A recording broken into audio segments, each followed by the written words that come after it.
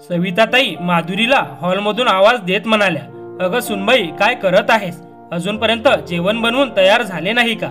इथे सगळ्यांना जोरात भूक लागली आहे आणि एक तू आहेस, तुझी स्वतःची कामं करण्यात व्यस्त आहेस. पण सासूच्या बोलण्यावर माधुरीने काहीच उत्तर दिले नाही. हे बघून तिची सासू तनतनत सोप्यावरून उठली आणि पाय आपटत सरळ तिच्या खोलीकडे आल्या आणि येऊन सरळ तिच्या खोलीच्या दारात उभ्या राहिल्या. खोलीत डोकावून बघितले तर माधुरी खोलीत पण नव्हती. ती तिथे नाही हे बघून तिची सासू स्वतःशी मनातल्या मनात म्हणाल्या, माहीत नाही कुठे गेली आहे. रात्रीच्या जेवणाची वेळ झाली आहे, तरी पण ही आहे की अजून किचन मध्ये आली पण नाही. जणू घरात नोकर ठेवले आहेत जेवण बनवायला. असं म्हणत त्या माधुरीला सगळ्या घरात शोधायला लागल्या, पण माधुरी कुठेच दिसत नव्हती. पण हे बघून त्यांना माधुरीची काळजी वाटली नाही की ती अशी अचानक कुठे गेली असेल. ठीक तर असेल ना? या उलट त्यांना तिच्यावर खूप राग यायला लागला. त्या रागात बडबडत म्हणाल्या, असं कुठं असते का? कुठे बाहेर गेली आहे तर घरात सांगून तरी जायचं होतं ना. आणि जायच्या अगोदर रात्रीचं जेवण बनवून ठेवायचं होतं. कमीत कमी आम्ही तरी वेळेवर पोटभर जेवलो असतो. आता थोड्या वेळात धाकटी सून तिच्या माहेरातून प्रवासाने कंटाळून घरी परत येईल. सविताताईंची धाकटी सून अनिता आज तिच्या माहेरी लोकांना सरप्राईज द्यायला अचानक गेली होती. पण तिथे गेल्यावर ती स्वतः सरप्राईज झाली, कारण तिच्या माहेरच्या घराला कुलूप लावले होते. सविताताई म्हणाल्या, बिचारी थकून घरी येईल, कमीत कमी वेळेवर सगळ्यांना जेवायला तरी मिळायला पाहिजे ना. पण ही गोष्ट थोरल्या सुनबाईच्या डोक्यात तरी आली पाहिजे ना. फुकटचं आयतं खायला मिळत आहे ना घरात, असं म्हणत स्वतःशी बडबड करत बाहेर हॉलमध्ये आल्या आणि धपकन सोप्यावर बसल्या. सोप्यावर बसल्या बसल्या त्या त्यांच्या थोरल्या सुनेवर खूप चिडल्या होत्या. त्यांच्या तर हे पण लक्षात नव्हतं की धाकटी सून माहेरी जाण्या अगोदरच हा सगळा गोंधळ झाला होता. त्यांच्यासाठी ही गोष्ट खूप नॉर्मल होती, पण ही गोष्ट माधुरी आणि तिचा नवरा अमित यांच्यासाठी नॉर्मल नव्हती. सविताताई या एकत्र कुटुंबातल्या सगळ्यात मोठ्या सदस्य होत्या. घरात त्यांचा मोठा मुलगा अमित, त्याची बायको माधुरी आणि त्यांचा 7 वर्षाचा मुलगा राहुल, तसेच त्यांचा धाकटा मुलगा रमेश, त्याची बायको अनिता, असे सगळे कुटुंब एकत्र राहत होते. रमेश आणि अनिताच्या लग्नाला 9 महिने झाले होते. अमित एका कंपनीत कामाला होता तर रमेश इंजिनियर होता. दोघांच्या कमाईत खूप मोठा फरक होता आणि हाच कमाईमधला फरक घरात दोघांची आपापली जागा ठरवत होता. रमेशची प्रत्येक गोष्ट सविताताई डोळे झाकून मान्य करत होत्या. या उलट अमितला प्रत्येक गोष्टीसाठी खूप कसरत करायला लागत होती. एखाद्या गोष्टीसाठी आईची परवानगी मिळणे ही पण त्याच्यासाठी खूप अवघड गोष्ट होती. अमितच्या लग्नानंतर कमी पगाराचा टुमणा त्याला आणि त्याच्या बायकोला रोजच ऐकायला लागत होता. ती दोघं शांतपणे ऐकून घेत असायची, पण त्यावेळी त्याची आई एवढं ऐकवत नव्हती, कारण त्यावेळी अमितचे वडील जिवंत होते आणि त्याचं काम पण चांगले चालले होते. त्यामुळे खर्च पण सुरळीत चालू होता. अमितच्या वडिलांचा जमीन खरेदी विक्रीचा व्यवसाय होता. ते बोलण्यात माहीर होते, त्यामुळे त्यांचा व्यवसाय पण चांगला चालला होता. असं नव्हतं की अमितच्या वडिलांनी अमितला त्यांचा व्यवसाय शिकवण्याचा प्रयत्न केला नव्हता. त्यांनी प्रयत्न केला होता, पण अमित लाजाळू होता, म्हणून तो लोकांना नीट समजून सांगण्यात अयशस्वी ठरत होता. त्यामुळे त्याने कंपनीत काम करायला सुरुवात केली. त्याच्या वडिलांनी त्यातच आनंद मानला की कमीत कमी त्यांचा मुलगा स्वतःच्या पायावर उभा राहिला, स्वतःच्या कमाईने जगत आहे.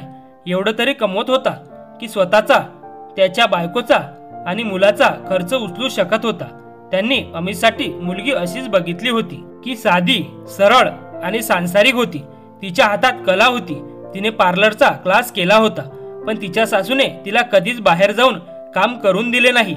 रमेश हुशार होता, त्यामुळे तो शिकून इंजिनियर झाला. तो इंजिनियरच्या शेवटच्या वर्षात शिकत होता. त्यावेळी त्याच्या वडिलांचे निधन झाले आणि तिथूनच सगळं काही बदलले. घरातले वातावरण बदलले. सविताताईंनी नवऱ्याचे सगळे पैसे स्वतःकडे ठेवून घेतले. हे कारण सांगितले की हे पैसे रमेशच्या लग्नासाठी उपयोगी येतील आणि घराचा सगळा खर्च अमितवर एकट्यावर टाकला. अमितने कधी यासाठी नकार दिला नव्हता, पण जेवढी त्याची क्षमता होती, कमवत होता, तेवढाच तो खर्च करू शकत होता. पण त्याची आई त्याला टुमणे मारल्याशिवाय राहत नव्हती. त्याला कमी कमवत होता म्हणून सारख्या टोचून बोलत असायच्या. इकडे रमेशला चांगल्या कंपनीत मोठ्या पगाराची नोकरी लागली आणि लगेच त्याला मोठ्या घरातल्या मुलीचे, अनिताचे स्थळ आले. सविताताईंनी पैशाच्या लालचेने या मोठ्या स्थळाला होकार दिला आणि अनिता रमेशची बायको बनून या घरात आली. लग्न झाल्यानंतर अनिताचे लग्नात मिळालेले सामान घरात नीट ठेवले जात होते ते बघण्यासाठी लहान राहुल खूप उत्सुक झाला होता, म्हणून अधूनमधून इकडे तिकडे पळत होता. माधुरी घरात आलेल्या पाहुण्यांचा पाहुणचार करण्यात गुंतली होती. तेवढ्यात तिची सासू तिच्यावर जोरात ओरडत म्हणाली, सुनबाई, तुझ्या या मुलाला बाजूला घे. सारखा सारखा सामानाच्या मध्ये मध्ये येत आहे. एखादी किमती वस्तू फोडली तर नुकसान होईल आणि ती वस्तू भरून देण्याची तुझी आणि तुझ्या नवऱ्याची लायकी नाही. हे ऐकून सगळे पाहुणे सविताताईंच्या तोंडाकडे बघायला लागले. सासूचे बोलणे ऐकून माधुरीला खूप वाईट वाटले. ती काहीही न बोलता राहुलला उचलून खोलीत घेऊन गेली. इकडे ही गोष्ट अमितने पण ऐकली. त्याला पण ते ऐकून खूप वाईट वाटले. पण जर जन्मदाती आईच असं बोलत असेल तर मग तो तरी काय करू शकतो. पण हळूहळू अनिताच्या हे लक्षात आले होते की या घरात माधुरी आणि अमितचे काहीच चालत नाही. रमेश जास्त कमवत होता, त्यामुळे सविताताई रमेशबद्दल काहीच वाईट बोलत नव्हत्या. त्यामुळे आता या घरात अनिताचे राज्य चालणार होते. ही गोष्ट अनिताच्या डोक्यात चांगलीच बसली होती. त्यामुळे ती घरातल्या कुठल्याही कामाला हात लावत नव्हती. ती फक्त तिच्या सासूशी आणि नवऱ्याशी प्रेमाने बोलत असायची आणि घरातल्या बाकीच्या लोकांना उलटसुलट काही पण बोलत असायची. 7 वर्षाच्या राहुलला तर ती तिच्या खोलीत पण येऊन देत नव्हती. अनिताला नुसते फिरायला मजा मस्ती करायला आवडत होते. पण खरी गोष्ट तर ही आहे की घरात जेवढे पैसे अमित खर्च करायला देत होता तेवढेच पैसे रमेश पण देत होता. गोष्ट फक्त एवढीच होती की रमेशची कमाई अमितपेक्षा जास्त होती. त्यामुळे सविताताईंनी रमेशला डोक्यावर चढवून बसवले होते. 1-2 वेळा माधुरीने अनिताला घरात कामात मदत करायला सांगितली तर सविताताईंनी सगळं घर डोक्यावर घेतले. सविताताई म्हणाल्या, तुझा नवरा जास्त कमवत नाही तर कमीत कमी घरातली कामं तरी तू करत जा. घरातली कामं करायची म्हणले की तुला रडायला येते. आजचीच गोष्ट घ्या ना, अनिताला आज रमेश सोबत तिच्या माहेरी जायचं होतं, म्हणून तिने ड्रेस काढून बेडवर ठेवला आणि फ्रेश व्हायला बाथरूम मध्ये गेली. घरातले सगळे लोक बाहेर हॉलमध्ये बसले होते. माधुरी किचन मध्ये काम करत होती. राहुल खेळत खेळत अनिताच्या खोलीत गेला. खोलीत गेल्यावर त्याने परफ्यूमची बाटली बघितली. त्यावर असणारी डिझाईन एवढी छान होती की ती बघण्यासाठी तो त्या बाटली जवळ गेला. बाटली उचलून आलटून पालटून बघायला लागला.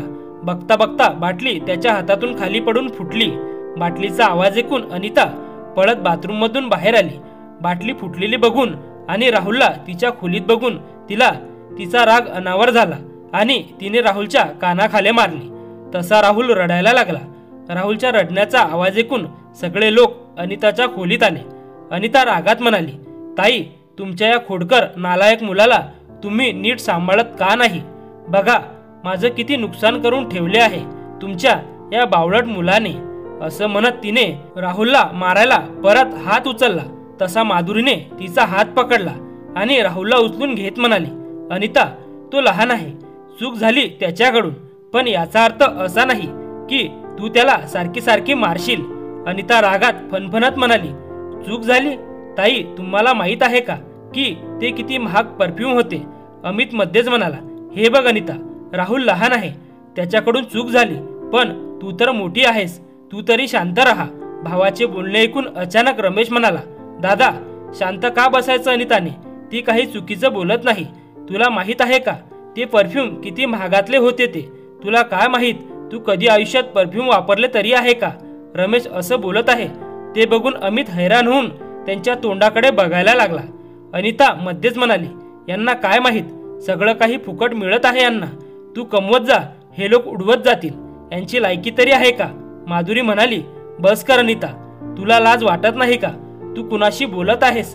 ते तुझे थोरले दीर आहेत. वयाने आणि मनाने ते तुझ्यापेक्षा मोठे आहेत. तो त्यांचा मान आहे. अनिता म्हणाली, माफ करा ताई, मला माहित आहे की मी त्यांच्यापेक्षा मानाने आणि वयाने लहान आहे, पण कमवण्याच्या बाबतीत माझा नवरा तुमच्यापेक्षा जास्त कमवत आहे. त्यामुळे लक्षात ठेवा, इथून पुढे माझ्याशी बोलताना आवाज खाली ठेवायचा. आणि तसंही जो घरात जास्त कमवतो त्याचेच राज्य त्या घरात चालते. हे ऐकून माधुरी आणि अमित सविताकडे बघायला लागले. त्यांना असं त्यांच्याकडे बघताना सविताताई म्हणाल्या, का छोट्याशा गोष्टीवरून भांडत आहात तुम्ही लोक? जा आणि जाऊन आपापली कामं करा. अमित म्हणाला, थांब आई, आज मला हे जाणून घ्यायचे आहे की या घरात मला आणि माझ्या बायकोला किती किंमत आहे. तुझ्या धाकट्या सुनेला एवढा अधिकार आहे की ती माझी आणि माझ्या बायकोची लायकी काढू शकते. सविताताईंनी रमेशकडे बघितले आणि म्हणाल्या, अमित मान मिळवायचा असतो, तो वयाने किंवा मोठे असल्याने मिळत नाही. यात कमाई पण खूप महत्त्वाची असते. तुम्ही किती कमवता त्यावर तुमच्या बायकांची लायकी ठरते, तिचा मान ठरतो. बाकी तुम्ही दोघं स्वतः समजूतदार आहात, असं म्हणत त्याची आई बाहेर निघून गेली. इकडे रमेश आणि अनिता पण तयार होऊन तिच्या माहेरी निघून गेले. पण अमित आणि माधुरीच्या मनाला ही गोष्ट खूप लागली. थोड्या वेळानंतर रमेश आणि अनिता घरी परत आले आणि आल्या आल्या म्हणाले, आई, खूप जोरात भूक लागली आहे, लवकर लवकर जेवण वाढायला घे. त्यांचं बोलणं ऐकून सविताताई म्हणाल्या, अरे पण ती महाराणी घरात असती तर जेवण बनवले असते ना. अजूनपर्यंत जेवण बनवले नाही, माहीत नाही, न सांगता कुठे निघून गेली आहे. अनिता म्हणाली, अरे देवा, अहो मला खूप जोरात भूक लागली आहे, तुम्ही जेवण बाहेरून ऑर्डर करा ना. असं म्हणत ती सोप्यावर जाऊन आडवी पडली. रमेश फोन काढून जेवण ऑर्डर करतच होता की तेवढ्यात माधुरी पण राहुलला घेऊन घरी परत आली. तिला बघून तिची सासू म्हणाली, कुठे गेली होती एवढा वेळ? इथे सगळेजण उपाशी बसले आहेत आणि महाराणी बाहेर मजा मस्ती करून आली आहे. तुला माहीत नाही का, ही सगळ्यांची जेवणाची वेळ आहे. आता लवकर किचन मध्ये जा आणि सगळ्यांसाठी जेवण बनवून वाढायला घे. माधुरी म्हणाली, सासूबाई, तुम्ही विसरलात का की तुम्हाला अजून एक सून आहे, जेवण तिला बनवायला सांगा. असं म्हणत ती खोलीत निघून गेली. तेवढ्यात अमित पण घरी आला. त्याला बघून त्याची आई रागात तणतणत म्हणाली, अरे आज तुझ्या बायकोचे पंख फुटले आहेत वाटतं. मला उलट बोलायची हिंमत कशी झाली तिची? जेवण बनवायला नकार देऊन ती खोलीत निघून गेली. घरात नोकर ठेवले आहेत का तुम्ही लोकांनी? अमित म्हणाला, नाही आई, आम्ही नोकर ठेवले नाहीत, पण हो नक्कीच आम्ही आमची राहण्याची व्यवस्था दुसरीकडे केली आहे आणि तसंही आम्हाला आमच्या खर्चाचा बोजा तुमच्यावर टाकायचा नाही. तुम्ही एवढे दिवस मला आणि माझ्या कुटुंबाला सांभाळले त्यासाठी तुमच्या सगळ्यांचे खूप खूप आभार. पण आता बस, यापेक्षा जास्त मी तुमचे उपकार नाही घेऊ शकत. असं म्हणत अमित त्याच्या खोलीत निघून गेला. दुसऱ्या दिवशी अमित आणि माधुरी त्यांच्या नवीन घरी राहायला गेले. पण सविताताई किंवा रमेशने त्यांना थांबवायचा प्रयत्न केला नाही, कारण पार्लरमधले काम सोडून माधुरीला खूप वेळ झाला होता. म्हणून माधुरीने पहिले पार्लरमध्ये काम करायला सुरुवात केली. 1 वर्ष तिथे काम केल्यानंतर माधुरीने स्वतःचे पार्लर उघडले. दोघं नवरा बायको मिळून कमवायला लागले आणि बचत पण करायला लागले. हळूहळू त्यांची परिस्थिती खूप सुधारली. त्यांनी स्वतःचे घर घेतले. पण इकडे अशी अवस्था होती की अनिताच्या फालतू खर्चामुळे रमेशचे खूप पैसे वाया जायला लागले. घरातले काम तसेही तिला करायला आवडत नव्हते, त्यामुळे घरातले काम करायला नोकर ठेवले. त्यामुळे रमेश जवळ आता जास्त पैसे शिल्लक राहत नव्हते आणि घरी या गोष्टीवरून रोज भांडणे व्हायचे. आज सविताताई त्या दिवसासाठी स्वतःला दोष देत होत्या की त्यांनी थोरल्या मुलाची सुनेची बाजू न घेता धाकट्या सुनेची साथ दिली, तिच्या चुकीच्या वागण्याचे समर्थन केले आणि आज त्यांना या गोष्टीचा पश्चाताप होत होता. धन्यवाद.